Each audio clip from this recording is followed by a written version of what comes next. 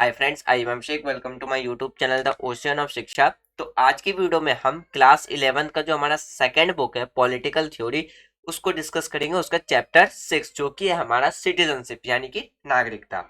इससे पहले हमने chapter 1 political theory and introductions, freedom, equality, social justice और राइट्स, ये ऑलरेडी हमने डिस्कस कर लिया है। क्लास 6 से लेकर के क्लास 11 की जो फर्स्ट बुक है वो भी हमने पूरे कंप्लीट कर लिया। आप प्लेलिस्ट में जाकर के देख सकते हैं। जैसे कि मैं बता दूं, इक्वालिटी, सिटीजनशिप, ये सब, जैसे राइट्स और सिटीजनशिप, ये क्या है, एम लक्ष्मीकांत का जो फर्स्ट बुक है, यानी कि सॉरी फर्स्ट पार्ट है, पार्ट फर्स्ट, जो कि हमारा क्या है, कॉन्स्टिट्यूशनल कॉन्स्टिट्यूशनल फ्रेमवर्क। उसमें भी मैंने इसको कंप्लीट किया है। उसका लिंक मैं आपको डिस्क्रिप्शन में दे दूंगा, तो वो भी आप जाकर के देख सकते हैं, जिससे आपको ये प्रॉपरली एकदम ब्रीफली समझ में आ जाएगा कि सिटीजनशिप्स क्या है और राइट्स क्या है। तो आज हम जो डिस्कस करेंगे वो 11th क्लास के बेस के ऊपर ही डिस्कस करेंगे। और जैसे कि फिर मैं बात कर दूं, जैसे कि हमारा जो एम लक्ष्मीकांत का जो सोर्स है, जिसमें हमने आर्टिकल 5 से लेकर के आर्टिकल 11 तक में जो हमारे कॉन्स्टिट्यूशन में सिटीजनशिप से रिलेटेड जो प्रावधान रखे गए हैं, उसको भी हम डिस्कस कर लेंगे, जिससे कि आपको एक ओवरव्यू पता चल जाएगा कि एम लक्ष्मीकांत में किस तरीके से सिटीजनशिप के बारे में ब्रीफली डिस्क्राइब किया गया है। और अब फिर भी मैं तो सजेस्ट करूंगा आप उसको जाकर के देख लीजिए, जिससे आपको एक प्रॉपरली क्लियरली हो जाएगा कि सिटीजनशिप, नागरिकता आपको पूरी तरीके से समझ में आ जाएगा। तो आज की वीडियो में हम क्या क्या डिस्कस करेंगे, पहले सिटीजनशिप के बारे में समझेंगे, या कि आखिर नागरिकता कहते किसे हैं, किस व्यक्ति को कह सकते हैं कि वो कहाँ का नागरिक है। फिर हम डिस्कस करेंगे कि नागरिक और विदेशी में क्या अंतर होता है। फिर डिस्कस करेंगे कितने प्रकार के नागरिकता होते हैं हमारे पास, यानी कि बहुत से कंट्री में आपको सिंगल सिटीजनशिप देखने को मिलेगा, बहुत सी कंट्री में आपको डबल सिटीजनशिप देखने को मिलेगा। तो इस तरीके से हम जो अलग अलग सिटीजन्स के जो टाइप है उसको भी डिस्कस करेंगे। जैसे कि हम बात करते हैं, हमारी कंट्री में क्या है, सिंगल सिटीजनशिप का प्रावधान रखा गया है, जबकि वहीं पे हम यूएसए की बात करें तो वहां पे डबल सिटीजनशिप देखने को मिलेगा। तो इस तरीके से हम समझने की कोशिश करेंगे कि आखिर नागरिकता होते कितने प्रकार के हैं। फिर हम डिस्कस करेंगे कि किस तरीके से नागरिकता, किसी भी कंट्री की नागरिकता हम कैसे हासिल कर सकते हैं। वैसे हर कंट्री का अपना अपना एक कॉन्स्टिट्यूशन में लॉ रहता है कि कोई व्यक्ति किस तरीके से नागरिकता प्राप्त कर सकता है। फिर हम बात करेंगे किसके बारे में, किस तरीके से एक व्यक्ति अपने यानी कि नागरिकता छोड़ करके वो दूसरे देश की नागरिकता ले सकता है। जैसे कि हम अपनी कंट्री की बात करें तो हमारी कंट्री के बहुत से लोग क्या करते हैं, भारत की नागरिकता छोड़ करके यूएसए, ब्रिटेन की नागरिकता एक्वायर कर लेते हैं। तो फिर वो भी समझने की कोशिश करेंगे कि किस तरीके से नागरिकता को छोड़ी जा सकती है और किस तरीके से नागरिकता ली जा सकती है। फिर हम बात करेंगे यूनिवर्सल सिटीजनशिप क्या है, यानी कि सार्वभौमिक नागरिकता के बारे में डिस्कस करेंगे, आखिर होता क्या है, इस बारे में समझेंगे। फिर हम बात करेंगे ग्लोबल सिटीजनशिप के बारे में, आखिर ग्लोबल यानी कि विश्व नागरिकता कहते किसे हैं। ग्लोबल सिटीजनशिप, अगर हम बात करते हैं ग्लोबल सिटीजनशिप का मतलब है, तो इसमें हमारा जैसे सोशल मीडिया आ जाता है, इंटरनेट आ जाता है, तो हम इसके बारे में डिस्कस करेंगे। फिर बात करेंगे कौन कौन से बेनिफिट्स हैं ग्लोबल मीडिया यानी कि वर्ल्ड सिटीजनशिप के बारे में। फिर हम बात करेंगे माइग्रेंट किसे कहते हैं।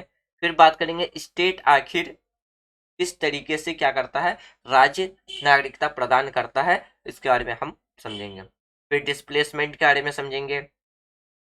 फिर रिफ्यूजीज किसे कहते हैं, अक्सर हम अपनी लाइफ में न्यूज में अक्सर सुनते हैं कि रिफ्यूजीज वर्ड, हम मोस्टली न्यूज सब में देख सुनते रहते हैं कि हमारे देश में बांग्लादेश के साइड से, म्यांमार के देश से, या अभी जो रसिया और यूक्रेन की जो वॉर चल रही है उसमें हमें रिफ्यूजीज वर्ड काफी बार सुनने को मिलता है। उसके बारे में समझेंगे कि आखिर रिफ्यूजीज कहते किसे हैं और इसका मतलब क्या होता है।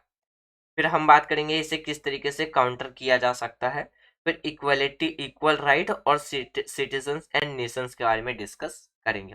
ये वीडियो अप्रोक्स हम 1 आवर में ये सारे टॉपिक को डिस्कस करने की कोशिश करें और ब्रीफली समझने की कोशिश करेंगे सिटीजनशिप के बारे में। और आपको एक छोटी सी इंफॉर्मेशन और दे दूं कि जो हमारा 27 UPSC prelims questions paper discussions चल रहा है, उसमें हमने कल जो मॉडर्न हिस्ट्री है उसका 2015 से लेकर के 2018 तक के क्वेश्चंस को डिस्कस किया था। और नेक्स्ट संडे हम 2019 से लेकर के 2021 तक के क्वेश्चंस डिस्कस करेंगे। उसके बाद हमारा एशियंट, मिडिवल और मॉडर्न तीनों कंप्लीट हो जाएगा। तब हम इंडियन स्ट्रगल मूवमेंट स्टार्ट करेंगे, उसके बाद हम पॉलिटिकल के एमसीक्यू क्वेश्चन स्टार्ट करेंगे जो कि यूपीएससी में 27 ईयर्स में जो भी क्वेश्चंस उसने पूछे हैं। और पॉलिटिकल स्टार्ट करने का दूसरा रीजन, पहला रीजन यही है कि अभी हमारी जो वीडियो सीरीज चल रही है वो पॉलिटिकल के ऊपर ही चल रही है। तो इसके बाद हम ज्योग्राफी ना स्टार्ट करके पॉलिटिकल ही स्टार्ट करेंगे, पॉलिटिकल के एमसीक्यू क्वेश्चन प्रैक्टिस। तो ये सब सारी वीडियो आपको प्लेलिस्ट में मिल जाएगी और मैं इन सब का लिंक डिस्क्रिप्शन में दे दूंगा, आप वहां से भी डायरेक्ट प्लेलिस्ट में एक्सेस कर सकते हैं और वो सारे वीडियो देख सकते हैं। और यहाँ पे जो आई आइकन आता है वहां पे भी आप क्लिक करके देख सकते हैं। तो चलिए स्टार्ट करते हैं हम अपना आज का डिस्कशन। सबसे पहले हम समझते हैं किसके बारे में, सिटीजनशिप के बारे में। आखिर नागरिकता कहते कैसे हैं? अगर हम नागरिकता की बात करें तो किसी भी एक देश में जो लंबे समय से जो आदमी रहते हुए आ रहे हो और उन राज्य में उनको कुछ विशेष अधिकार प्राप्त हो, तो उसे हम कह सकते हैं कि वो इस देश का नागरिक है। जैसे कि अगर हम बात करते हैं अलग अलग कंट्री की, जैसे कि आज के डेट में 200 अप्रोक्स 203 कंट्रीज हैं, तो हर कंट्री की अपनी अपनी एक सिटीजन, अपना एक नागरिक है। जैसे हम बात करते हैं इंडिया, यूएसए, ब्रिटेन, यानी कि जिसे हम इंग्लैंड भी कह सकते हैं, इंग्लैंड, चाइना, रसिया, ऐसे बहुत से कंट्री है, नेपाल, श्रीलंका, पाकिस्तान, पाकिस्तान। इस तरीके से हमारे विश्व में अगर हम वर्ल्ड की बात करते तो अप्रोक्स कितने 203 कंट्रीज हैं। तो हर एक कंट्री की क्या है, अपनी नागरिक है, हर एक देश का अपना खुद का एक नागरिक है, पर्सनल नागरिक है, जो वहां पे लंबे समय से रहते हुए आ रहे हो और अभी भी रह रहे हो और रहते आएंगे। तो ऐसे लोगों को हम कह सकते हैं कि वो उस देश का नागरिक है। जैसे हम अपनी कंट्री की बात करते हैं, इंडिया के बारे में, हम सब भारत में, हमारी जो पूर्वजें थी वो भी भारत में रह रहे थे, हमारी जो अब हम रह रहे हैं, फिर हम आगे भी रहेंगे और हमारी जनरेशन्स भी रहेगी। तो वो क्या हो जाएगा, वो कहेंगे कि भाई हम इंडिया से बिलोंग करते हैं, हमारे पास कुछ विशेष अधिकार है, तो इसलिए हम कहते हैं कि हम इंडियंस हैं। जब किसी भी एक निश्चित एरिया में, यानी कि एक फिक्स एरिया में जहाँ पे कुछ जो आबादी रहती है, तो फिर उस एरिया को क्या कहा जाता है, उस एरिया की जो लोकल पब्लिक है, लोकल आदमी है, जो प्रवासी यानी कि जो अस्थाई निवासी है, वो हो जाता है वहाँ का सिटीजन, यानी कि वो हो जाता है वहाँ का नागरिक। अगर हम नागरिकता की परिभाषा की बात करें, अगर हम कहें कि भाई हमें एक प्रॉपरली डिफिनेशन चाहिए, तो नागरिकता की आपकी डिफिनेशन क्या देखने को मिलेगी, एक राजनीतिक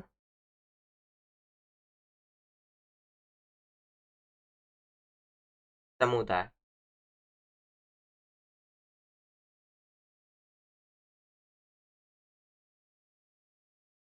पूर्ण और सामान्य सदस्य, सामान्य सदस्य, सदस्यता, ये क्या हो जाती है, से है। तो यदि आपसे कोई पूछता है कि भाई चलो ये तो तुमने मतलब बता दिया कि भाई नागरिकता का मतलब क्या होता है, लेकिन इसकी डिफिनेशंस तो बताओ, तो आप डिफिनेशंस में कह सकते हैं एक राजनीतिक समुदाय जो पूर्ण और सामान्य सदस्यता से है, उसे हम कहते हैं वो नागरिकता है। यानी कि जिसमें कि राज्य क्या है, किसी भी व्यक्ति के साथ अगर क्या करे, राज्य जो है स्टेट, किसी भी व्यक्ति के साथ रिलीजन, कास्ट, कलर, जेंडर के बेस पे क्या नहीं कर सकता, डिस्क्रिमिनेट नहीं कर सकता। क्यों? क्योंकि वो उस जगह का क्या है, एक अस्थाई सदस्य है। और पब्लिक ही, अगर डेमोक्रेटिक कंट्री की बात करें तो पब्लिक ही क्या करती है, वहां पे अपने रिप्रेजेंटेटिव को चुनती है। यहाँ पे स्टेट का मतलब आता है फ्रेंड्स, मैं जब यहाँ पे स्टेट वर्ड यूज करूंगा तो आप इसका सीधा सीधे मतलब समझिएगा उस राज्य की सरकार से, यानी कि आप गवर्नमेंट से समझ सकते हैं इसको। क्यों? क्योंकि किसी भी स्टेट का जो रिप्रेजेंटेटिव होता है डेमोक्रेटिक कंट्री में, वो किसके द्वारा चुना जाता है, तो पब्लिक के द्वारा ही चुना जाता है। अगर आप इंग्लिश में बात करें, अ कॉमन, यानी कि एक पॉलिटिकल ग्रुप्स कंप्लीटली, और कॉमन, जो हम बात कर सकते हैं कॉमन सद, यानी कि कॉमन पीपल्स के बारे में, जो कि वहां पे काफी लंबे समय से रहते हुए आ रहे हो, वो हमारे लिए क्या हो जाता है, एक नागरिक हो जाता है। जैसे कि हम बात करते हैं हर राज्य का अपना अपना खुद का एक नागरिक होता है। जैसे हम कहीं जाते तो हम कहते हैं आई एम इंडियन, क्यों? क्योंकि हम लंबे समय से अपने देश के अंदर रहते हुए आ रहे हैं। फिर अगर हम किसी बाहरी देश के कंट्री से मिलते हैं, वो कहते हैं भाई हम यूएसए से हैं, हम जापान से हैं, हम रसिया से हैं, हम फ्रांस से। क्यों? क्योंकि वो उस एरिया में अपनी एक पर्टिकुलर जगह पे लंबे समय से रहते हुए आ रहे हैं, और उनकी एक पहचान बन जाती है कि वो किस जगह से आ रहे हो। तो वो कह जाते हैं, उसे हम कहते हैं कि भाई वो उस देश का या वो उस जगह का नागरिक है। जैसे कि अगर हम अपनी ही कंट्री की बात करें, हमारी कंट्री में आज के टाइम पे क्या है, 28 स्टेट है और 8 यूनियन टेरिटरी है।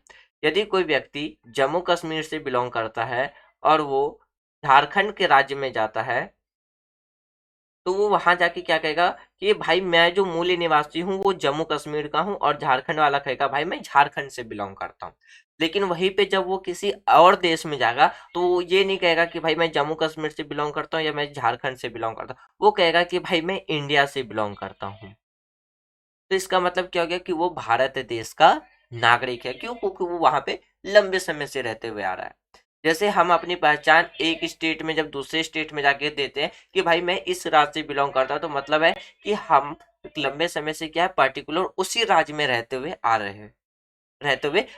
हैं और आगे भी रहेंगे, और हमारे पूर्वज भी उसी राज्य में रह रहे थे। तो इसलिए हमारी क्या हो जाती है, एक पहचान हो जाती है कि हम किस राज्य से बिलोंग करते हैं। उसी तरीके से जब हम इंटरनेशनल लेवल पे बात करते हैं या हम अंतरराष्ट्रीय स्तर पे बात करते हैं, तब हम अपनी कंट्री के बारे में बताते हैं कि भाई हम जिस जगह से बिलोंग करते हैं वो जगह का नाम है भारत, इसलिए हम भारत के निवासी हैं। या कोई कहेगा कि भाई मैं जिस जगह पे रह रहा हूँ उसका नाम जापान है, तो वो कहाँ का नागरिक कहलाएगा? जापान का नागरिक कहलाएगा। तो फ्रेंड्स, आपको समझ में आ गया कि आखिर नागरिक कहते किसे, यानी कि सिटीजनशिप कहते किसे हैं। अब हम आगे डिस्कस करते हैं।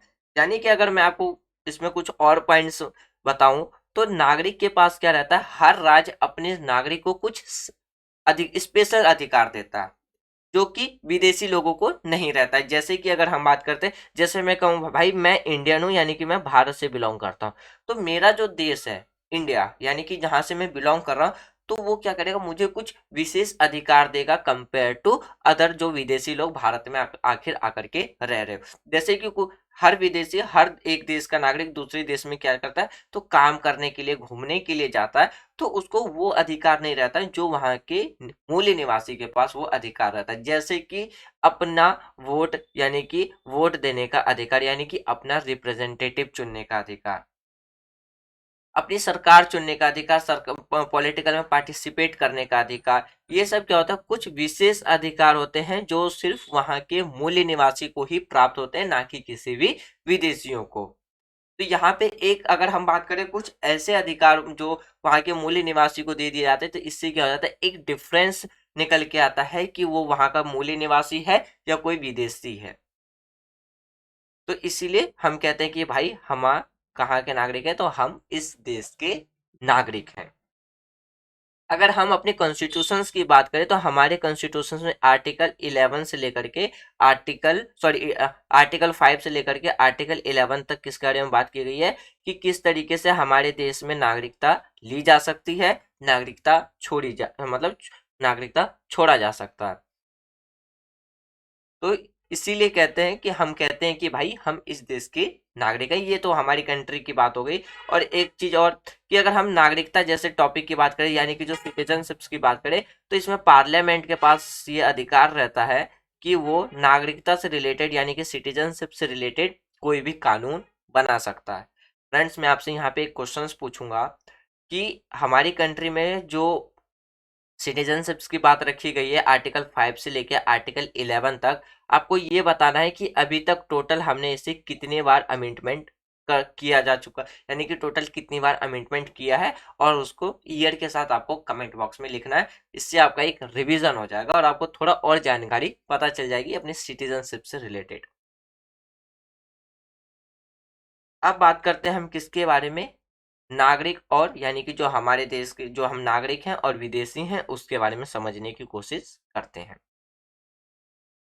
अगर हम नागरिक की बात करें, तो वह व्यक्ति होता है जो किसी भी राज्य में अथवा देश में पूर्ण सदस्यता उसके पास होती है और वो वहां पे लंबे समय से रह रहा हो, वो हो जाता है हमारा नागरिक, यानी कि सिटीजन।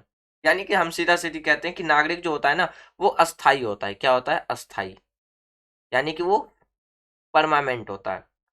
फॉरेनर्स की बात करें तो ये कुछ ही समय के लिए होते हैं, यानी कि ये अस्थाई होते हैं, यानी कि कुछ ही अवधि के लिए वो आते हैं परमिशन लेकर के। जैसे ही उनकी टाइम पीरियड कंप्लीट होती है तो वो जिस देश में आते हैं उस देश को छोड़ करके उन्हें अपना मूल्य देश, यानी कि जहां से वो बिलोंग करते हैं उन्हें जाना, वहां उन्हें जाना पड़ता है। जैसे ही कि आप बात कीजिए, मान लीजिए एक यूएसए का पर्सन है, वो भारत में आया है वीजा लेकर के, 5 साल की वीजा लेकर के कि भाई मुझे 5 साल इंडिया में रह करके काम करना है। तो जैसे ही इस यूएसए के पर्सन्स का 5 साल कंप्लीट होगा तो इसे भारत छोड़ के दोबारा कहाँ जाना पड़ेगा भाई? अपने मूल कंट्री में जाना पड़ेगा। क्यों? क्योंकि ये भारत का नहीं, यूएसए का नागरिक है।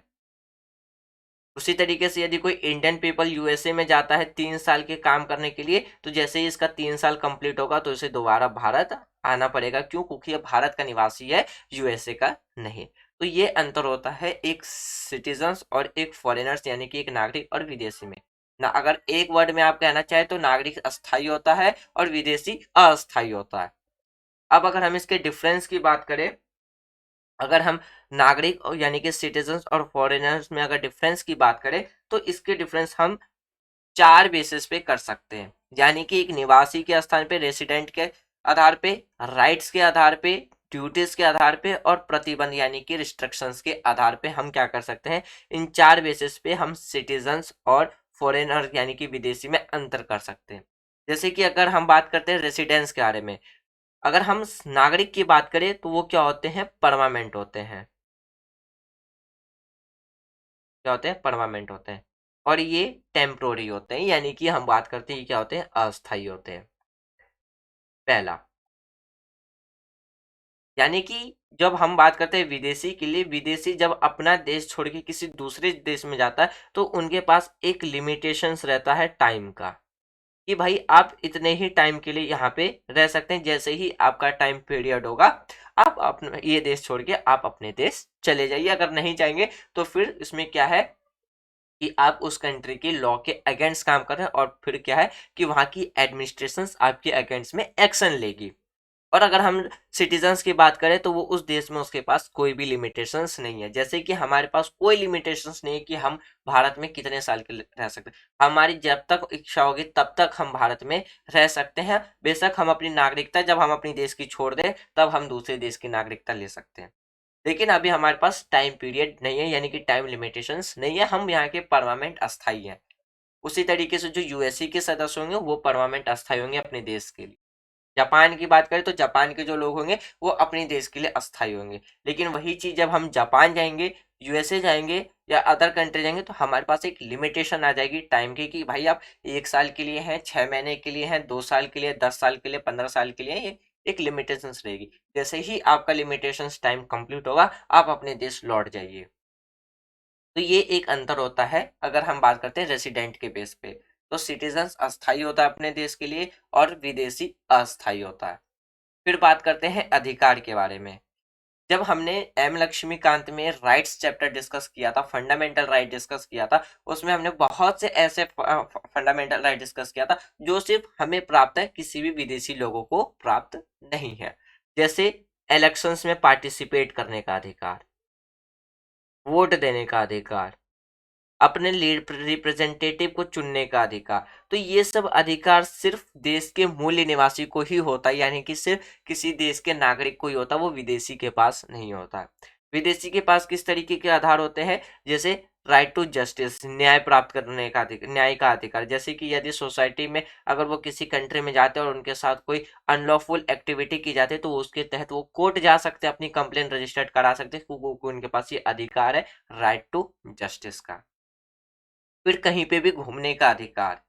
फिर बात करते हैं जॉब्स करने का अधिकार, यानी कि रोजगार करने का अधिकार। लेकिन अगर हम बात करते हैं पब्लिक एम्प्लॉयमेंट में, यानी कि गवर्नमेंट जॉब्स में, तो उसमें सिर्फ वहां पे जो फैसिलिटीज है, यानी कि जैसे हम अपनी कंट्री के संदर्भ में समझिए, एग्जांपल हमारी कंट्री का है कि जैसे कि हमारे पास ये अधिकार है कि भाई हम किसी भी पब्लिक सेक्टर में या पब्लिक एम्प्लॉयमेंट में काम कर सकते हैं। उसमें स्टेट क्या करेगा? एससी और एसटी को रिजर्वेशन देने का जो प्रावधान है, या जो इकोनॉमिकल वीकर सेक्शन है उसको 10% आरक्षण देने का प्रावधान है। लेकिन ये सिर्फ हमें मिलेगा, किसी भी विदेशी नागरिक को नहीं मिलेगा। उसके लिए क्या है, जो जनरल कैटेगरी है उसके लिए वही लागू होगा।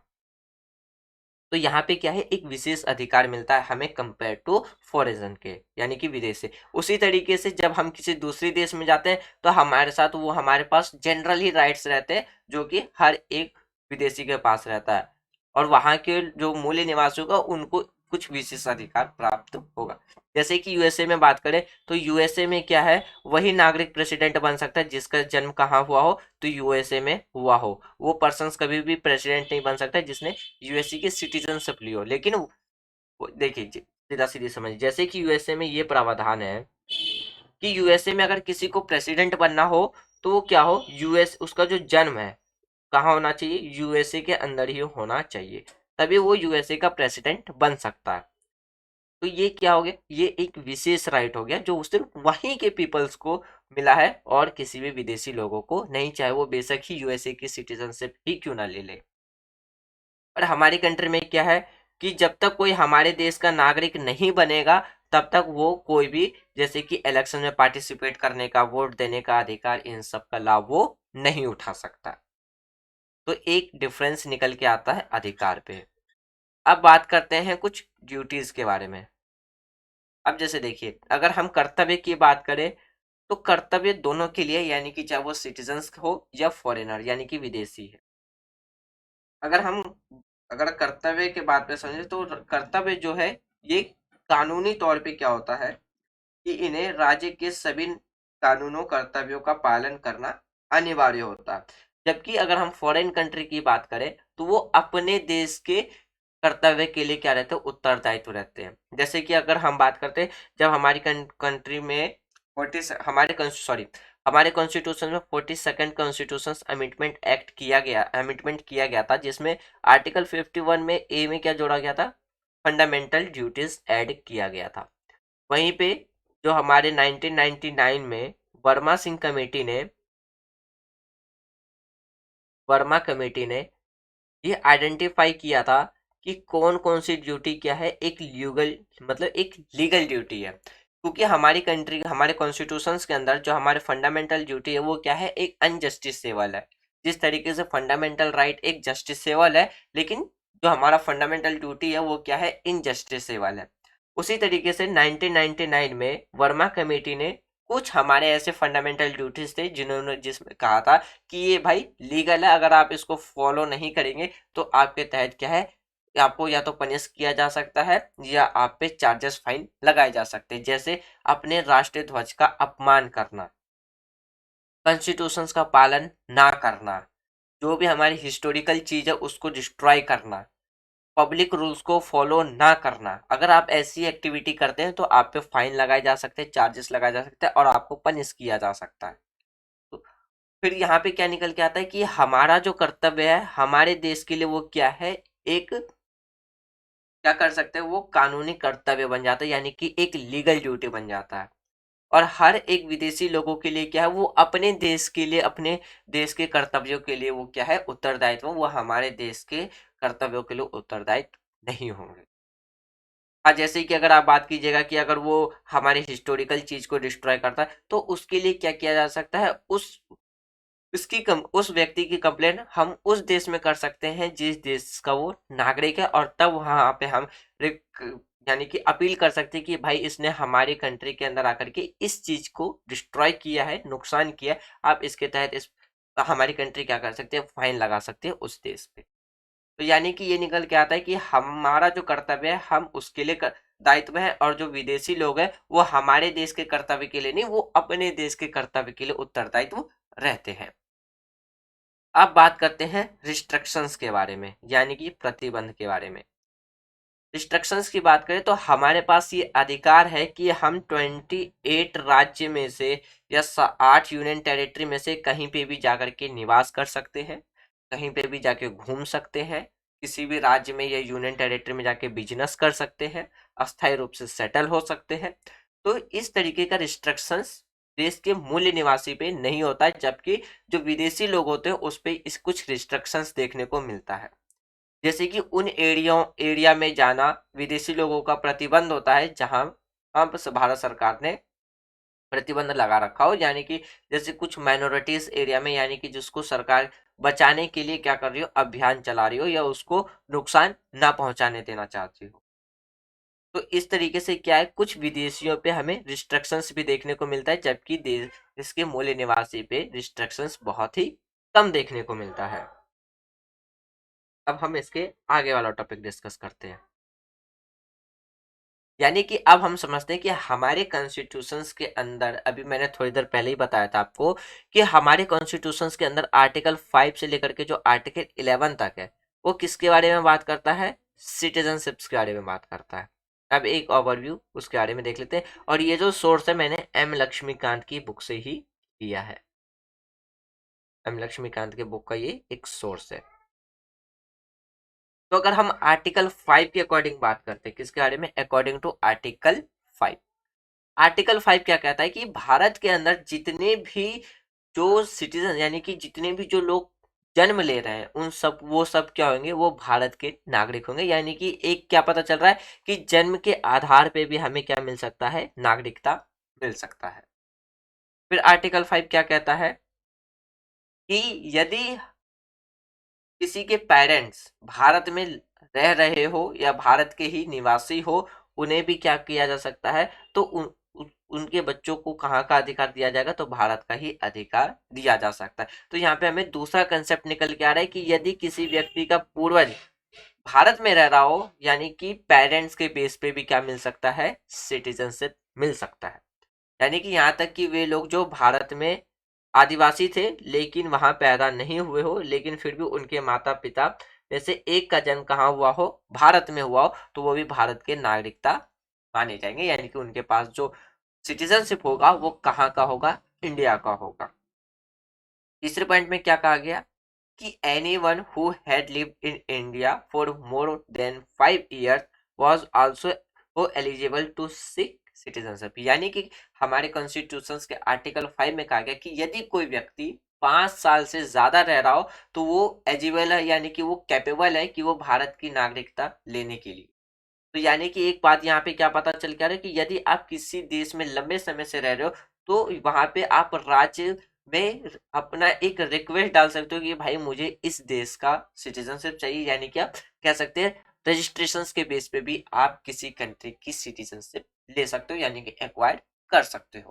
तो यहाँ से हमने, अगर हम इंटरनेशनल लेवल की बात करें या अपनी कंट्री की बात करें, तो ये बेसिक, यानी कि कहते हैं ना कॉमन सी चीजें, तो ये कॉमन प्रावधान है, यानी कि कॉमन सी अगर बात करते हैं जो हमारे ये कॉमन है, जिससे हम कंट्री की सिटीजनशिप एक्वायर कर सकते हैं। ये सब हम आगे भी डिस्कस कर लेंगे।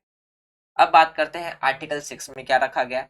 तो आर्टिकल 6 में कहा गया है कि इनमें, यानी कि इसने भारत के कुछ, जैसे कि जो पाकिस्तान प्रवासी को नागरिकता के अधिकार प्रदान किए गए थे। यानी कि जब हमारा देश पार्टीशन हुआ था 1947 में, 15 अगस्त, जब हमारा देश आजाद हुआ था, तब दो नेशन बने थे। भारत का विभाजन करके पाकिस्तान बना।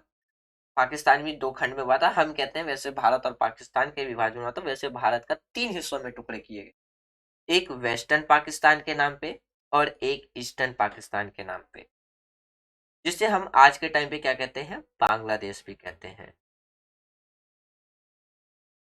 तो जब भारत और पाकिस्तान का विभाजन हुआ था, तो उस टाइम पे कहा गया था कि जो कुछ पाकिस्तानी प्रवासी हैं उन्हें भी नागरिकता दी जाएगी। ये अधिकार, मतलब ये प्रावधान हमारे अनुच्छेद 6 में रखा गया, यानी कि इंडियन कॉन्स्टिट्यूशन का जो आर्टिकल 6 है उसमें रखा गया। फिर कहा गया कि स्वतंत्रता से पहले जो विभाजन और प्रवासन के कारण अनुच्छेद 6 में ये कहा गया है कि कोई भी व्यक्ति जो 9 जुलाई 1949 से पहले भारत में आया हो, स्वतः ही वो क्या हो जाएगा, भारत का नागरिक बन जाएगा, यदि उसके माता पिता या उसके पूर्वज में से कोई भी एक भारत में पैदा हुआ होगा तो। फिर क्या, अब बात करते हैं किस बारे में, फिर क्या रखा गया आर्टिकल 16 में, ओ सॉरी आर्टिकल 6 में। आर्टिकल 6 में ये भी कहा गया कि वही इस तारीख के बाद आने वाले जो लोग हैं उनको रजिस्ट्रेशन के द्वारा क्या किया जाएगा, तो भारत की नागरिकता दी जाएगी। तो यहाँ पे एक आपका ये पता चल रहा है कि हम रजिस्ट्रेशन के द्वारा भी क्या कर सकते हैं, नागरिकता प्राप्त कर सकते हैं। अब बात करते हैं भाई आर्टिकल 7 में क्या क्या रखा गया है। आर्टिकल 7 में क्या रखा गया है? तो आर्टिकल 7 में कहा गया है कि इसने पाकिस्तान को नागरिक के अधिकार के साथ कुछ प्रवासियों को भी अधिकार दिया गया। फिर जो लोग 1 मार्च 1947 के बाद पाकिस्तान चले गए हो और बाद में पूर्ण निवास परमिट पर लौट आए हो, उन्हें नागरिकता की जाल में शामिल किया जाएगा। फिर रखा गया क्या कि कानून उन लोगों के प्रति अधिक सहानुभूति रखता है जो पाकिस्तान से पलायन, पलायन का मतलब होता है पाकिस्तान छोड़ करके अपने देश में आ जाना। यानी पलायन का रिफ्यूजीज का मतलब आप समझिए कि मान लीजिए कोई यूएसए का व्यक्ति, सॉरी यूएसए तो फिर भी ठीक है, मान लेते हैं कोई साउथ कोरिया, सॉरी चाइना का कंट्री, चाइना का आदमी अपना देश छोड़ करके चुपचाप से वो यूएसए आ जाएगा। या बात करिए कि चाइना का कोई व्यक्ति चुपचाप से वो कहाँ आ जाएगा, इंडिया के अंदर आ जाएगा। तो आर्टिकल 7 में कहा गया कि हमारा जो कानून है उन व्यक्तियों के लिए भी क्या रहेगा, सहानुभूति रखेगा। यानी कि एक बात करते हैं ऐसा बिहेव रखना, यानी कि दयावान फीलिंग, यानी कि हम बात करते हैं सहानुभूति का मतलब हो जाता है एक तरीके से दयावान भावना रखना। तो कहा गया कि आर्टिकल 7 में कि हमारा कानून उन व्यक्तियों के लिए भी दयावान रहेगा जो पाकिस्तान से पलायन करके हमारे देश में आ गए या आ जाए। उन्हें उन लोगों की तुलना में शरणार्थी के रूप में क्या होगा, संदर्भित किया जाएगा और पाकिस्तान में फंसे हुए थे और वहां गए हुए थे लेकिन जल्दी ही लौट आए। ये हमारे आर्टिकल 7 में रखा गया। अब बात करते हैं आर्टिकल 8 में क्या कहा गया। आर्टिकल 8 की बात करें तो आर्टिकल 8 में कहा गया कि नागरिकता के आधार के साथ भारत के बाहर रहने वाले भारतीय मूल के भी क्या होंगे, तो कुछ व्यक्तित्वों को प्रदान किया जाएगा। फिर कहा गया कि भारत में रहने वाले भारतीय मूल का कोई भी व्यक्ति जो भारत में पैदा हुआ हुआ था या उनके माता पिता या दादा दादी में से किसी एक का भी अगर भारत में जन्म लिया हो या भारतीय राजकीय मिशन के साथ वो भारतीय नागरिक के रूप में पंजीकरण करा सकते हैं। ये बात रखी गई है हमारे आर्टिकल 8 में। अब आर्टिकल 9 की बात करते हैं। आर्टिकल 9 में क्या कहा गया। आर्टिकल 9 हमारा ये कहता है कि यदि कोई व्यक्ति स्वेच्छा से किसी विदेशी राज्य की नागरिकता छोड़ देता है और वो हमारे देश की नागरिकता प्राप्त करता है तो हमारा देश उसे नागरिकता देगा।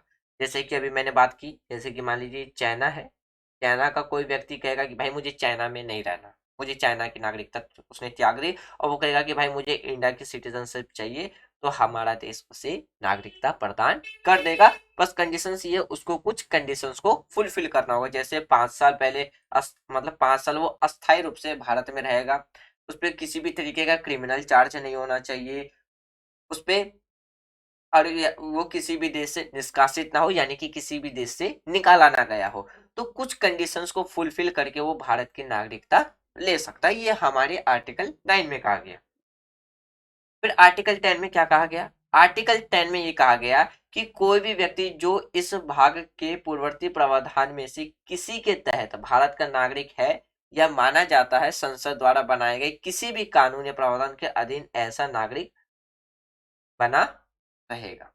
फिर आर्टिकल 11 में क्या कहा गया। आर्टिकल 11 कहता है कि संसद को नागरिकता के लिए, नागरिकता यानी कि पार्लियामेंट के पास ये अधिकार होगा कि किस आधार पर नागरिकता दी जानी चाहिए, किस अधिकार पे नागरिकता व्यक्ति छोड़ सकता है। इससे रिलेटेड कानून बनाने का जो पावर होगा, लॉ बनाने का जो अधिकार होगा, वो किसके पास होगा, पार्लियामेंट के पास होगा। ये कहा गया था आर्टिकल 11 में।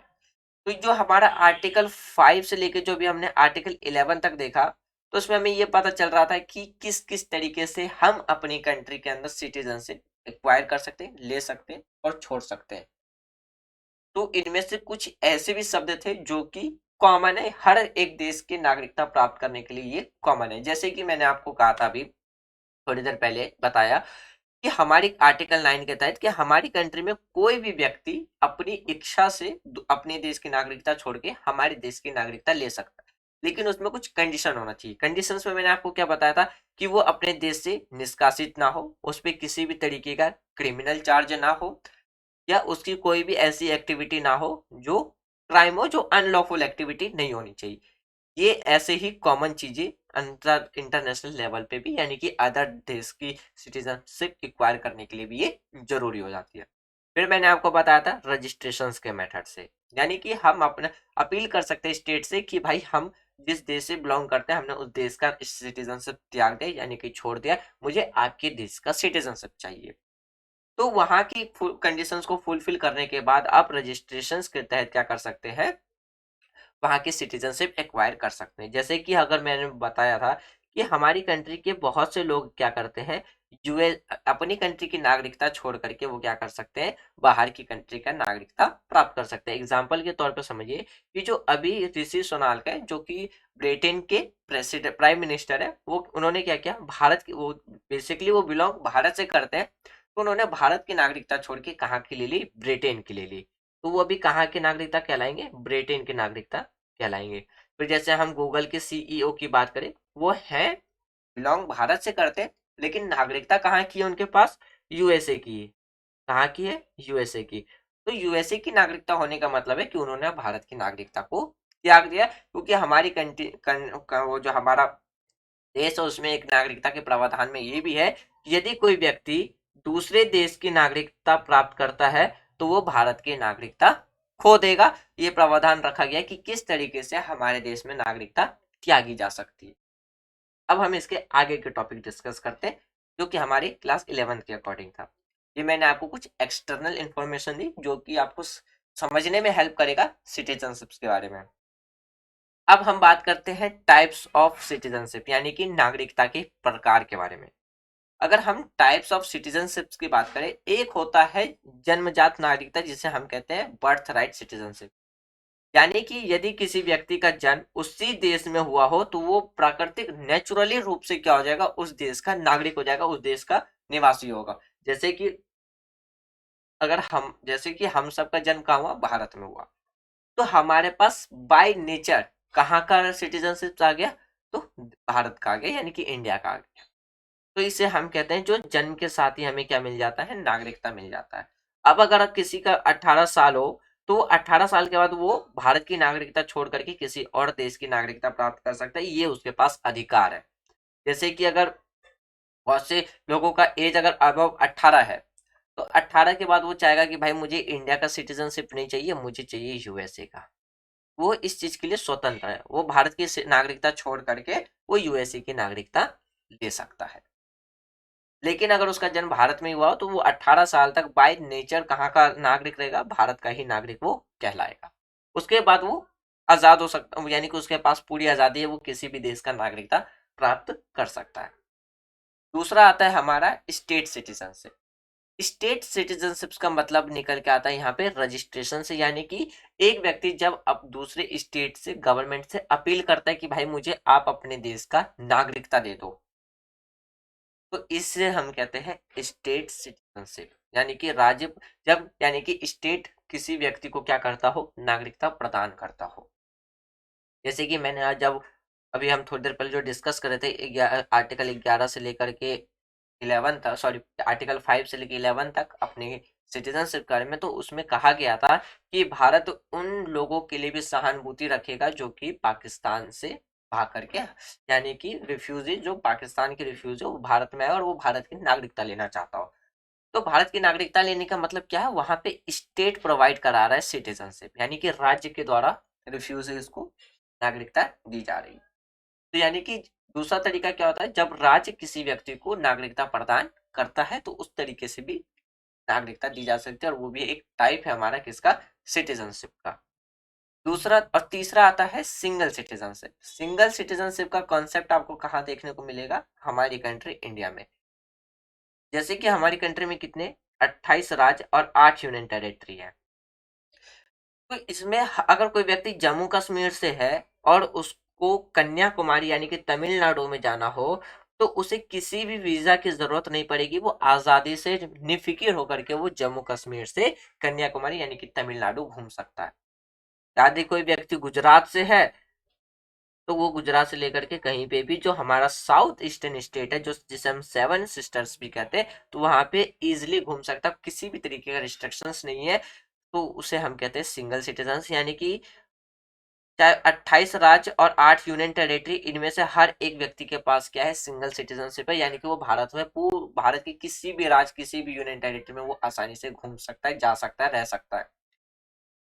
तो ऐसे नागरिक को कहते हैं, नागरिकता को कहते हैं हम सिंगल सिटीजनशिप, यानी कि एक नेशंस का एक नागरिकता, एक देश एक नागरिकता। अब बात करते हैं डबल सिटीजनशिप, यानी कि जिसे हम कहते हैं दोहरी नागरिकता। दोहरी नागरिकता का मतलब होता है जैसे कि सेंट्रल लेवल पे भाई तुम्हारा अलग सिटीजनशिप होगा और स्टेट लेवल पे आपका अलग सिटीजनशिप होगा। ये कंसेप्ट हमें यूएसए में देखने को मिलता है। यूएसए में जैसे 52 स्टेट्स है, 52 स्टेट्स में से हर एक स्टेट का अपना सिटीजनशिप होगा और सेंट्रल का अपना। यानी कि मान लीजिए एक एक्स पर्सन है जो वॉशिंगटन डीसी में रहता हो, वॉशिंगटन डीसी में रहता हो, उसको दूसरे स्टेट में जाना हो तो उसे उस स्टेट की क्या लेनी पड़ेगी, नागरिकता लेनी पड़ेगी। क्या लेनी पड़ेगी, नागरिकता लेनी पड़ेगी। तभी वो जाकर के क्या कर सकता है, अपना सिटीजनशिप एक्वायर कर सकता है। जब हम उसे कह सकते हैं डबल सिटीजनशिप। ये प्रावधान हमें किसमें देखने को मिलता है, यूएसए के अंदर ये प्रावधान हमें देखने को मिलता है। लेकिन मोस्ट ऑफ द कंट्री में क्या है, सिंगल सिटीजनशिप ही देखने को मिलता है। अब हम आगे डिस्कस करते हैं, यानी कि किस किस तरीके से हम सिटीजनशिप एक्वायर कर सकते हैं, यानी कि सिटीजनशिप ले सकते हैं। जैसे भी हमने 5 से लेके 11 आर्टिकल तक में वो वर्ड्स कॉमन समझने की कोशिश किया था, जो कि इंटरनेशनल लेवल पे भी पता चलता है कि किस तरीके से आप सिटीजनशिप ले सकते हैं। जैसे कि पहला है आपका आता है on the basis of marriage, यानी कि आप मान लीजिए कि कोई व्यक्ति भारत का हो और वो यूएसए की किसी भी गर्ल से या बॉय से, यानी कि मान लीजिए ये एक इंडियन पीपल है, यानी कि इंडियन मेल है, वो यूएसए जॉब करने जाता है और यूएसए की किसी भी गर्ल से वो क्या करता है, मैरिज कर लेता है।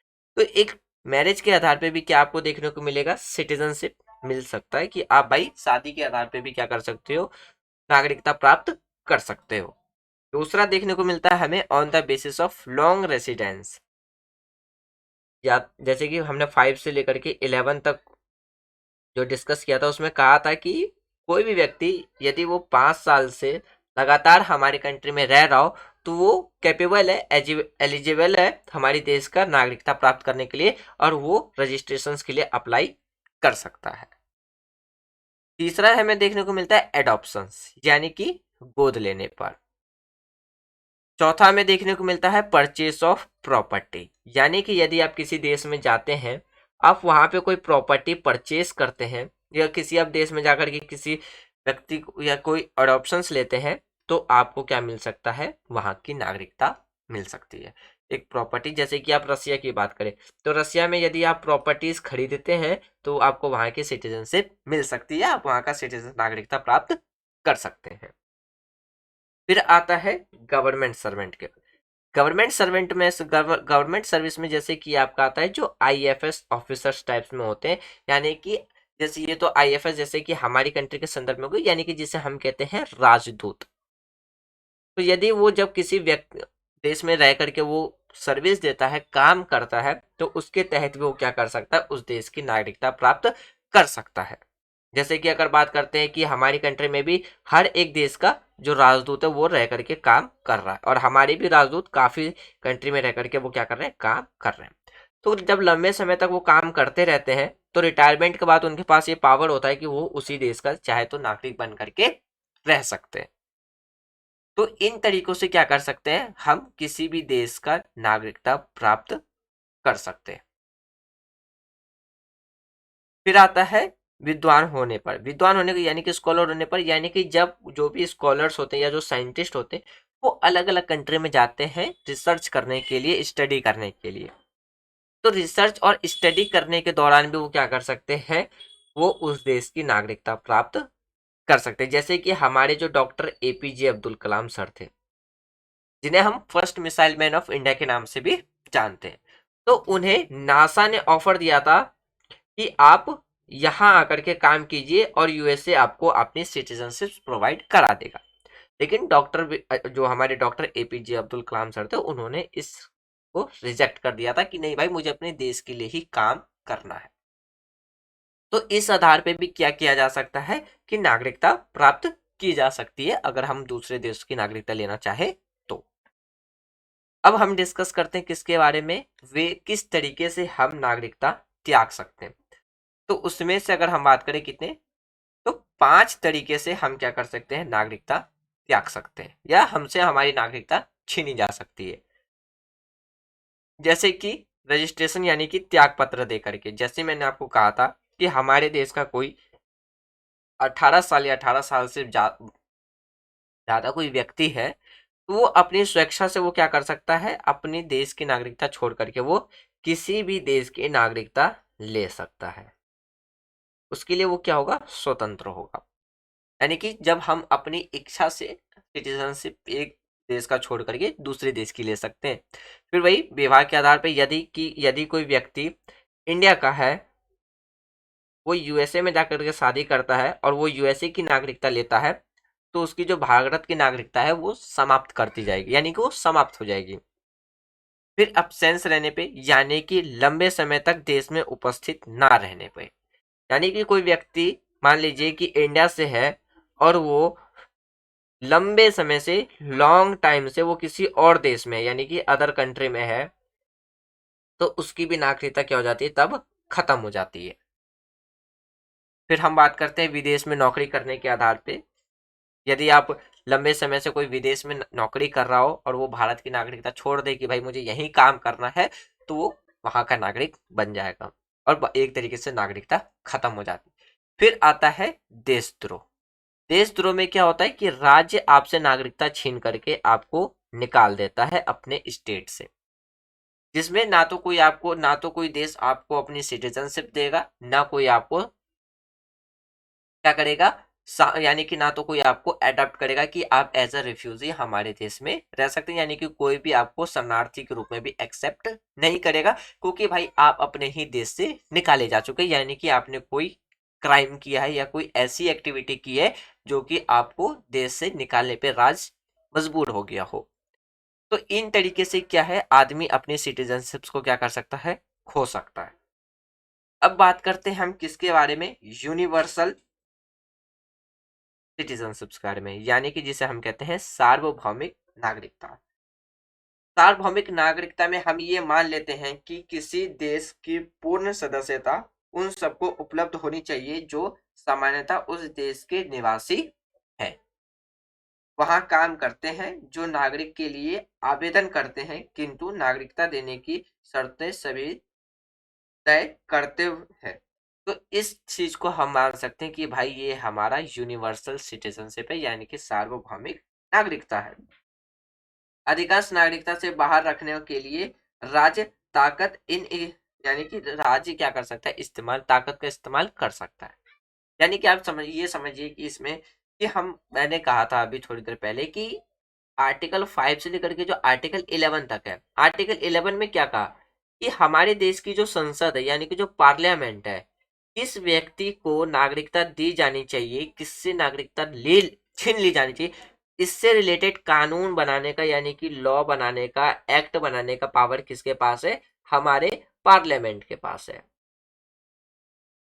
तो सार्वभौमिक नागरिकता का मतलब निकल के आता है, जो यूनिवर्सल सिटीजनशिप है, इसका मतलब क्या निकल के आता है कि हम ये मान लेते हैं कि किसी देश में पूर्ण सदस्यता उन सभी के लिए उपलब्ध होनी चाहिए जो सामान्यतः उस देश के निवासी हैं और वो वहां काम करते हुए जो नागरिकता के लिए आवेदन करते हैं। और इसमें स्टेट यानी कि जो हमारा पार्लियामेंट है, स्टेट है, वो पावर, उसके पास ये पावर रहता है कि किस व्यक्ति को नागरिकता दी जानी चाहिए या किस व्यक्ति को नागरिकता नहीं दी जानी चाहिए। ये आता है हमारा यूनिवर्सल सिटीजनशिप यानी कि सार्वभौमिक नागरिकता। अब हम समझते हैं ग्लोबल सिटीजनशिप के बारे में। यदि हम ग्लोबल सिटीजनशिप्स की बात करें, ये मैंने आपको इंट्रोडक्शन में बताया था, ये किससे रिलेटेड है, ये हमारे सोशल मीडिया से रिलेटेड निकल के आता है। सोशल मीडिया ये आपका जो मीडिया हो गया, जिसमें हम इंटरनेट, फेसबुक,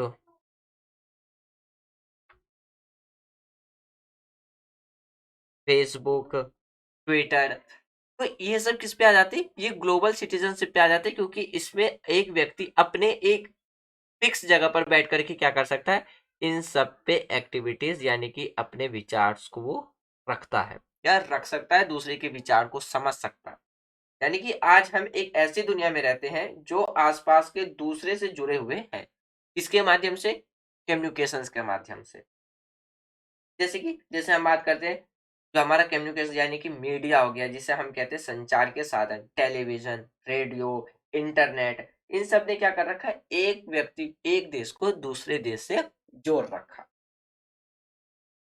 तो इस फिर कहते हैं कि अगर हम बात करें, हमारे संसार को समझने के ढंग में भारी परिवर्तन किया गया है। एशिया की सुनामी या बड़ी आपदाओं से पीड़ित की सहायता के लिए विश्व के सभी भागों में उमड़। अगर बात करते हैं किसके बारे में, यानी कि मान ये समझिए कि किसी देश में या किसी कंटिनेंट में कोई डिजास्टर आता है, तो उस डिजास्टर फिर को क्या होगा, हर एक देश में क्या करेगा, पता चलता है कि भाई इस कंटिनेंट में या इस एरिया में एक बड़ा डिजास्टर आ रहा है।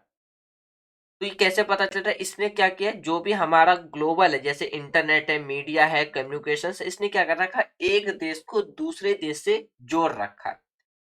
तो उस टाइम पे क्या है कि इसमें जो जैसे ही कोई डिजास्टर आता है लार्ज अमाउंट पे, जो काफी तबाही करता है, तो उसमें क्या करता है, एक देश दूसरे देश के साथ फिर सहानुभूति दिखाने लगता है, यानी कि वो सहायता प्रदान करता है। तो इसी विश्व नागरिक, इससे ही हम कह सकते हैं ग्लोबल सिटीजनशिप, यानी कि विश्व नागरिकता। जैसे कि हम बात करते हैं कोविड-19 के पीरियड की, अभी फिर से न्यूज में आ रहा है कि कोविड-19 फिर से तेजी से बढ़ने लगा है। जब हम कोविड-19 की बात करते हैं, तो उसमें विश्व पे जितने भी जो देश हैं, वो लगभग लगभग क्या हो गए, एक बराबर में आ गए। फिर हर एक कंट्री दूसरे कंट्री के साथ क्या करने लगी, कंट्रीब्यूट करने लगी। जैसे हमारी कंट्री में बहुत से मेडिसिन, जो वैक्सीन है, वो फ्री प्रोवाइड कराए गए उन देशों को जो कैपेबल नहीं थे परचेज करने में। बहुत से फंड यूएसए के द्वारा दिए जा रहे थे। अगर हम बात करते हैं कि जैसे रसिया जैसी कंट्री से हम बहुत से ऑक्सीजन सिलेंडर, यूएसए से ऑक्सीजन सिलेंडर, ब्रिटेन से ऑक्सीजन सिलेंडर मंगा रहे थे। तो इसमें क्या है, सारी कंट्री क्या हो गई, एक कम्युनिटी में आ गई, यानी कि एक ग्रुप में आ गई कि हमें किसी भी तरीके से कोविड-19 को क्या करना है, टैकल करना है। तो इसी समूह को हम कह सकते हैं कि ये भाई, ये हमारा ग्लोबल यानी कि विश्व नागरिकता है। फिर जैसे ये तो हमारा एक डिजीज था, उसी तरीके से हम नेचुरल डिजास्टर्स की भी बात कर सकते हैं। तो मैं उम्मीद करता हूँ कि आपको ये ग्लोबल सिटीजनशिप समझ में आ गया होगा, यानी कि जब पूरा विश्व क्या होता है, एक साथ आ जाता है, तब वो हो जाता है हमारा ग्लोबल सिटीजनशिप। फिर जैसे कि अगर बात करते हैं, बहुत से पीपल्स यूएसए में थे हमारे, और बहुत से यूएसए के पीपल्स इंडिया में थे। कहाँ थे? इंडिया में थे। तो इसमें क्या किया, हर एक कंट्री ने कंट्रीब्यूट किया जिस देश के मूल निवासी थे उनको उस देश में पहुंचाने के लिए। तो ये सब किसके तहत? ये था हमारा ग्लोबल नागरिकता, यानी कि इसी को हम कह सकते हैं ग्लोबल सिटीजन। अगर हम बात करते हैं इसके प्रॉफिट क्या क्या है भाई, कुछ बेनिफिट्स हमें अगर इसकी बात करें, तो इसमें क्या है कि जब एक कंट्री की जो बाउंड्री और दूसरी कंट्री की जो बाउंड्री है, उसमें क्या होता है, एक रिलेशनशिप भी स्ट्रांग होता है। इसमें हमारे बिजनेस करने की जो रूट्स हैं वो ओपन होते हैं ग्लोबल सिटीजनशिप की वजह से, जिसमें हम प्रोडक्ट को एक्सपोर्ट और इंपोर्ट करते हैं। तो सबसे ज्यादा जो बेनिफिट मिलता है वो हमारे एक इकोनॉमिक को मिलता है, क्योंकि इसमें हम बड़े बड़े लेवल पे फिर बिजनेसेस और ट्रेड करने लगते हैं। एक रूट खुल जाता है ट्रेड और बिजनेस का। और जैसे ही रूट खुलता है, तो वो क्या होता है, उस कंट्री के लिए डेवलपमेंट के लिए भी एक रूट और एक सोर्सेस ओपन होता है। तो सबसे बड़ा बेनिफिट हमें यही देखने को मिलता है ग्लोबल सिटीजनशिप का। फिर हर एक व्यक्ति के पास अधिकार रहता है कि वो अपने विचार को वर्ल्ड लेवल पे, यानी कि विश्व स्तर पर रख सके, सोशल मीडिया के माध्यम से। जैसे कि अगर हम बात करते हैं फेसबुक, ट्विटर, फिर जैसे यूट्यूब, ये कुछ ऐसे एग्जाम्पल हैं जो कि क्या है, सोशल मीडिया है। क्या है? सोशल मीडिया है। इस पे क्या कर सकते हैं, हम अपने विचार को रख सकते हैं और विश्व लेवल पे व्यक्ति इसको देखता है। तो एक बेनिफिट ये भी मिलता है इसका। चाइना अपना डाटा सिर्फ इसलिए छुपा पाता है क्योंकि चाइना ने इन सबको क्या कर रखा है, अपनी कंट्री के अंदर बैन कर रखा है। तो यानी कि चाइना, एक जो चाइना के पीपल है, वो एक तरीके से क्या होते हैं, कहीं ना कहीं वो ग्लोबल से कट जाते हैं, जिनके वजह से उनके अधिकार को उजागर ही नहीं किया जा सकता। यानी कि एक तरीका कहते हैं कि जो राइट टू एक्सप्रेशन व्यू है वो क्या होता है, एक तरीके से दब जाता है। वहीं पे अगर हम बात करते हैं किसके बारे में, नॉर्थ कोरिया के बारे में, जहाँ पे हमारे किम जोंग साहब रहते हैं। तो वो क्या है, वो एक ऐसा देश है जो पूरी दुनिया से कटा हुआ है। क्यों? क्योंकि वहां पे ऐसी कोई चीज ही नहीं है वहां पे, यानी कि वो मतलब पूरे ग्लोबल सिटीजनशिप से ही कट गया। तो इसलिए वहां का जो तानाशाह है वो जैसा चाहे डिक्टेटरशिप, वहां का जो डिक्टेटरशिप है यानी कि राजशाही है, वो जैसा चाहे वैसा कानून बना सकता है, पॉलिसी लोगों पे कर सकता है, जो जिस आदमी का हो मानवीय अधिकार वो हनन कर सकता है। तो ग्लोबल जो सिटीजनशिप है इसका एक प्रॉफिट ये भी मिलता है कि ग्लोबल सिटीजनशिप के तहत आपके पास बहुत से अधिकार मिल जाते हैं अपने बातों को रखने का। जैसे कि अगर हम बात करें, बहुत से रिपोर्ट पब्लिश होते हैं, ह्यूमन राइट इंडेक्स, इस तरीके से बहुत से रिपोर्ट्स अंतरराष्ट्रीय लेवल पे पब्लिश होते हैं, जिससे हमें ये पता चलता है कि किस कंट्री में किस तरीके की नागरिकता है। फ्रीडम, और ये प्रेस फ्रीडम विदाउट बॉर्डर के तहत कि प्रेस में कितनी स्वतंत्रता है। तो ये सब किसके तहत है, ये सब एक बेनिफिट मिलता है हमें ग्लोबल सिटीजन्स के तहत। कि अगर मान लीजिए आपकी कंट्री में अगर ह्यूमन राइट का एवोल्यूशन होता है तो जो पावरफुल कंट्री है उस पर रिस्ट्रिक्शंस लगाती है। इसमें फिर क्या है, कहीं ना कहीं वो देश बचता है अपने देश की नागरिक के अधिकार को हनन करने के लिए। फिर जैसे अगर हम बात करते हैं पाकिस्तान टेररिस्ट को सपोर्ट करता है, तो बहुत सी कंट्री के द्वारा रिस्ट्रिक्शंस लगाई गई है पाकिस्तान पे। क्यों? क्योंकि वो जो हमारा टेररिस्ट है जो पाकिस्तान सपोर्ट करता है उसको वो कंट्रोल करे। ये किसके तहत, एक तरीके से इसमें एक सबसे ज्यादा इंपॉर्टेंट रोल प्ले करता है, तो वो करता है ग्लोबल सिटीजनशिप। कुछ बेनिफिट्स भी हमें देखने को मिलते हैं किसके, ग्लोबल सिटीजन के बारे में। अब हम डिस्कस करते हैं किसके बारे में, फुल एंड यानी कि फुल मेंबरशिप, यानी कि संपूर्ण और सामान्य सदस्यता। इसका मतलब है कि नागरिकों को देश में जहां चाहे वहां जाने का अधिकार हो, पढ़ने का अधिकार हो, काम करने का अधिकार हो, या प्रवास यानी कि वहां पे निवास करने का स्थान हो। जैसे कि अगर हम बात करते हैं कि यदि किसी का स्टेटस ज्यादा ऊंचा है, यानी कि कोई बहुत बड़ा अमीर आदमी है, तो उसको देश अच्छी तरीके से वेलकम करता है। जबकि वहीं पे अगर कोई गरीब आदमी जाता है तो उसको उतना खास तरीके से वेलकम नहीं किया। एक डिस्क्रिमिनेट हमें देखने को मिल जाता है। तो सामान्य सदस्यता का मतलब है चाहे वो अमीर हो या गरीब हो, जब वो किसी देश में जाता हो जा रहा हो तो उसको एक समान ट्रीट किया जाना चाहिए। वहां पे हमारा निकल के आता है सामान्य सदस्यता और संपूर्ण सदस्यता। फिर जैसे कि आप यूरोपीय यूनियन की बात करें, किसके बारे में बात करते हैं, यूरोपीय यूनियन के बारे में।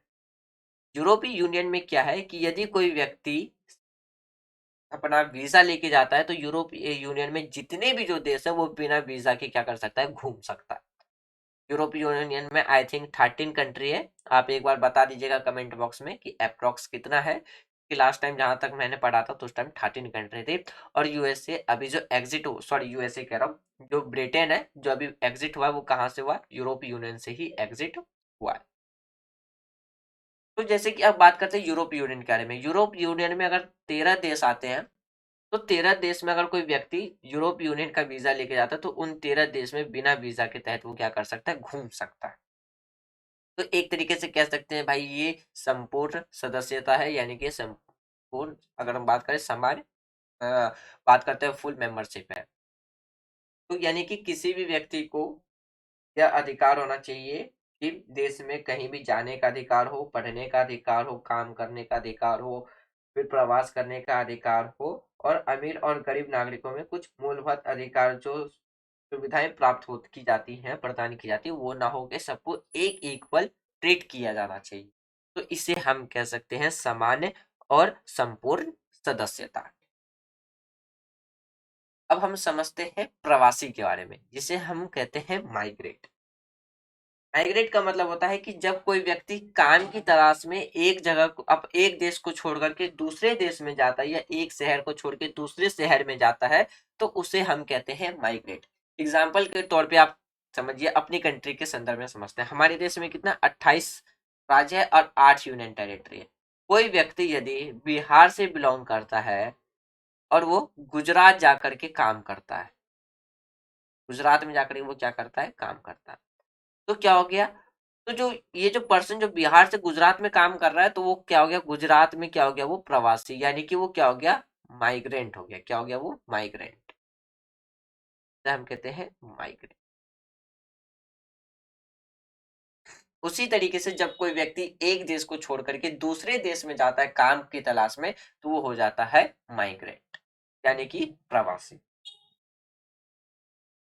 फिर जैसे कि अपने क्षेत्र को उसी प्रकार स्वागत नहीं होता है जिस प्रकार से कुशल और दौलत। लेकिन फिर एक चीज है कि अगर हम माइग्रेट की बात करें, तो माइग्रेट दो तरीके के देखने को मिलते हैं। एक होता है पुअर पीपल,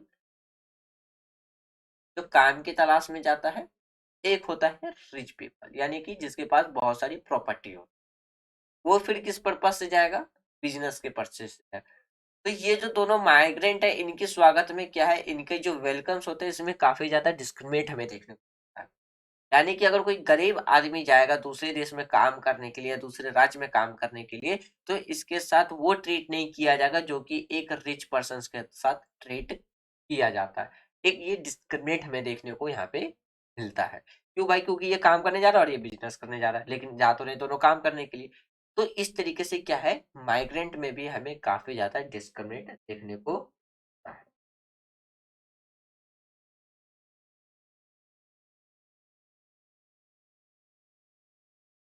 अब हम बात करते हैं किसके बारे में, स्टेटेड सिटीजनशिप के बारे में, यानी कि जो राज्य के द्वारा जो सिटीजनशिप दिया जाता है।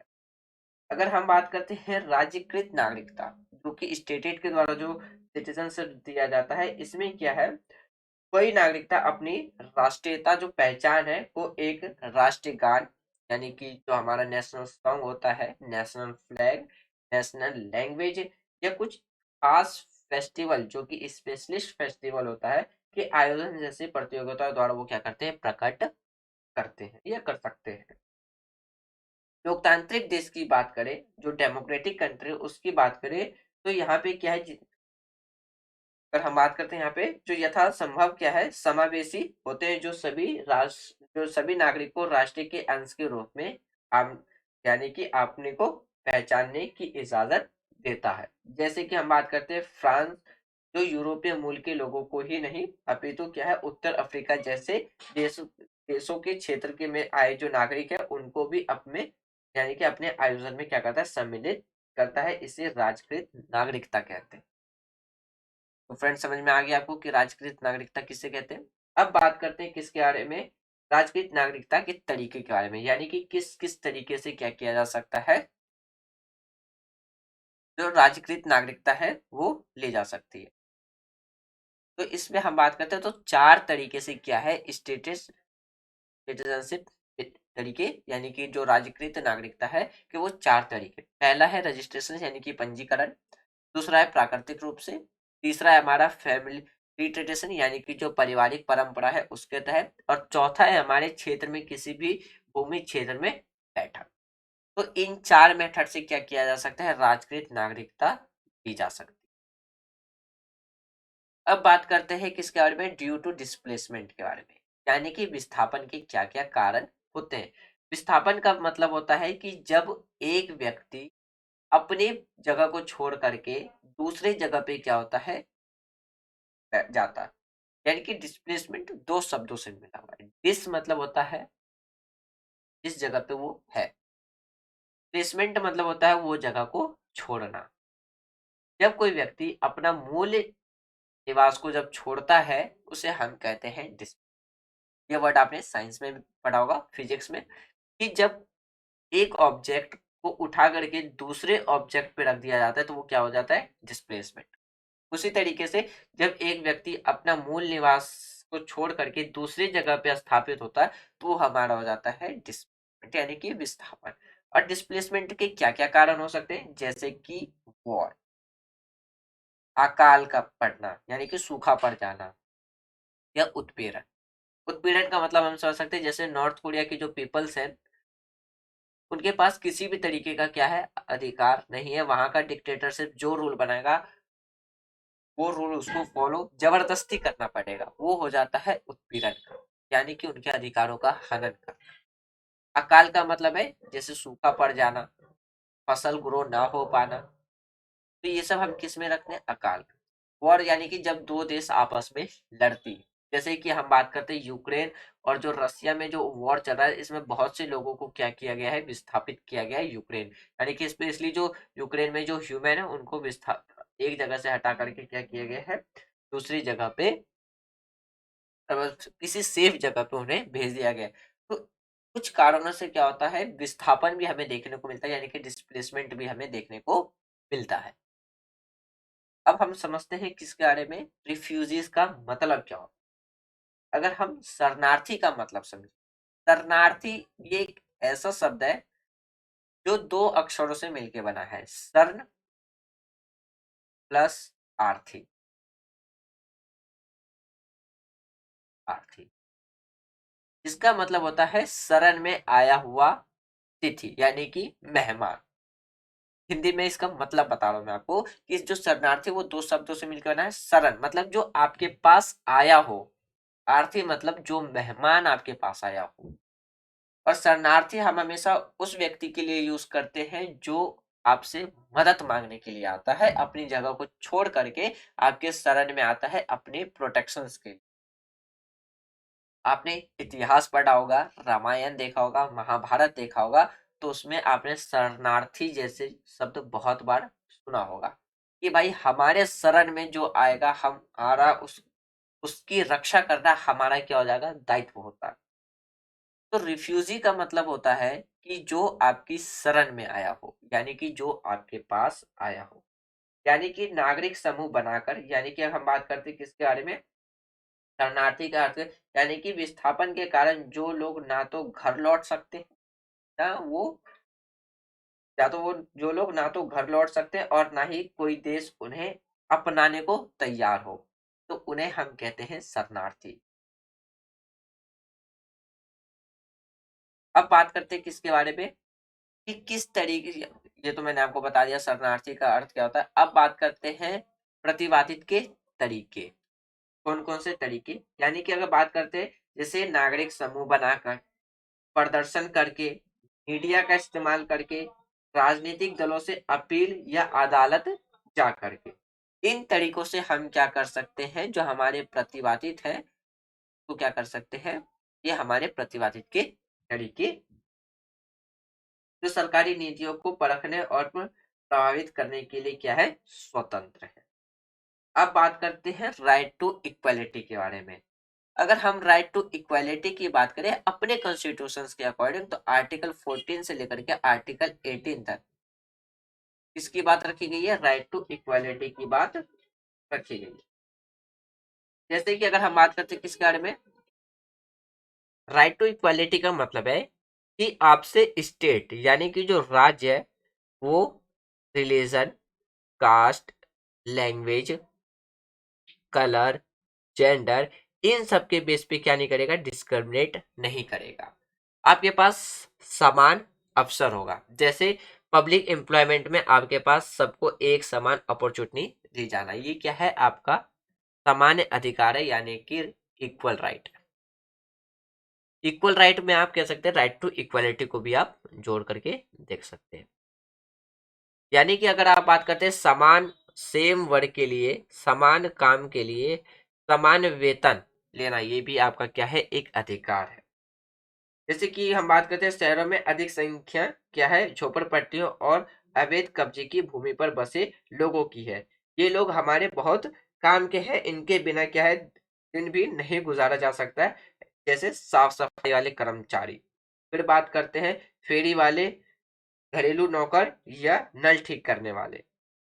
तो सरकार, स्वयं सेवी संगठन इन सभी लोगों के प्रति क्या है, जागरूक हो रहे हैं। और सन 2004 में एक राष्ट्रीय नीति बनाई गई जिसमें लाखों झोपड़पट्टियों, दुकानदार और स्वतंत्र कारोबार चलाने पर बल को प्राप्त, यानी कि प्राप्त हुआ। इसी प्रकार एक वर्ग है जिसके पास क्या है, नजरअंदाज नहीं किया जा सकता है कि वह एक आदिवासी और वनवासी समूह, ये लोग अपने निर्वाह के लिए क्या है, जंगल और दूसरे प्राकृतिक संसाधनों पर निर्भर करते हैं। फिर अगर हम बात करें आगे, तो नागरिक के लिए क्या है, समान अधिकार का अर्थ है नीतियां बनाते समय विभिन्न लोगों के लिए विभिन्न जागरूकता को ध्यान, दावे और ध्यान में रखना। ये आता है हमारा किसमें, इक्वल राइट। यानी कि जब राज्य कानून बनाता है तो उसे हर एक वर्गों को क्या उसकी जरूरतों को हिसाब में ध्यान में रखते हुए क्या करता है, वो कानून बनाता है। और राज्य क्या कर सकता है, किसी भी आधार पे वो क्या नहीं कर सकता, एक व्यक्ति से दूसरे व्यक्ति के साथ डिस्क्रिमिनेट नहीं कर सकता। ये आपका निकल के आता है इक्वल राइट। अब जो हमारा लास्ट टॉपिक है वो है सिटीजन्स एंड नेशंस। यानी कि सबसे पहले ये समझिए कि जो नागरिक है, यानी कि नागरिकों के समूह से ही क्या बनता है, राज्य बनता है। नागरिकों के समूह से क्या बनता है, राज्य बनता है। क्योंकि नागरिकों के ही द्वारा अपने राज्य की सुरक्षा की जाती है, नागरिकों के द्वारा ही राज्य के रिप्रेजेंटेटिव यानी कि प्रतिनिधित्व चुने जाते हैं। तो इसीलिए राज्य तभी बनता है जब उसकी खुद की नागरिक हो। यानी कि अगर मान लीजिए कि हम, जैसे आप समझिए यूएसए, यूएसए का कोई भी मूल निवासी नहीं है, वहां पे जितने भी जो लोग आके बसे हैं वो क्या है, अलग अलग जगहों से आकर के बसा हुआ एक देश है। यानी कि अलग अलग लोगों के द्वारा स्थापित एक देश है, अलग अलग लोगों के द्वारा बसाया हुआ एक देश है। वहीं पे अगर हम अपनी कंट्री की बात करते हैं, इंडिया के बारे में बात करें, तो इंडिया के जो मूल निवासी हैं वो हम ही लोग हैं। क्योंकि ना तो हमारे यहाँ पे जो, अगर हम सब अपनी बात करते हैं तो हम सब क्या है, एक ही जगह पे अस्थायी रूप से रह रहे हैं। लेकिन यूएसए जो है वो क्या है, अलग अलग लोगों के द्वारा बसाया हुआ एक देश है। इसलिए वहां पे हमें हर तरीके के लोग देखने को मिलता है। वैसे हर तरीके के लोग हमारे देश में भी देखने को मिलते हैं, लेकिन वो क्या है, कल्चरल रूप से क्या है, डिफरेंट है। लेकिन अगर हम बात करें क्या, शरीर का बनावट, भाषा का टोन, हर चीज क्या है, काफी हद तक हमें सिमिलर देखने को मिलता। क्यों, इसका मतलब क्या है, क्योंकि हमारा खुद, हम क्या, हमारे जो पूर्वज सब है लंबे समय से, अगर हम बात करते हैं हमारे देश के बारे में, तो हम पूरी तरीके से क्या है, अपने ही, यानी कि जो भारतीय, जो भारत जो राज्य बना है वो भारतीयों द्वारा ही स्थापित है, भारतीयों द्वारा ही बनाया गया। यूएसए की बात करें तो वहां पे अलग अलग लोगों के द्वारा मिलकर के बनाया हुआ एक देश है। तो किसी भी राष्ट्र के लिए सबसे पहले क्या आता है, नागरिक आता है। यानी कि बिना नागरिक का राष्ट्र नहीं बन सकता। इसलिए जो राष्ट्र होता है वो जो भी काम करता है नागरिक के वेलफेयर के लिए, यानी कि कल्याण के लिए काम करता है। भारत संविधान की बात करें तो उसमें अनेक तरीके की हमें डाइवर्सिटी देखने को मिलती है, सोसाइटियां देखने को मिलती है, लेकिन फिर भी हम क्या करते हैं, एक साथ मिलकर के रहते हैं, एक ग्रुप में रहते हैं। जब भी बात आती है भारत की, तो सारे सिटीजन, सिर्फ 135 करोड़ की आबादी किसमें खड़ी होती है, सिर्फ भारत के लिए खड़ी हो जाती है।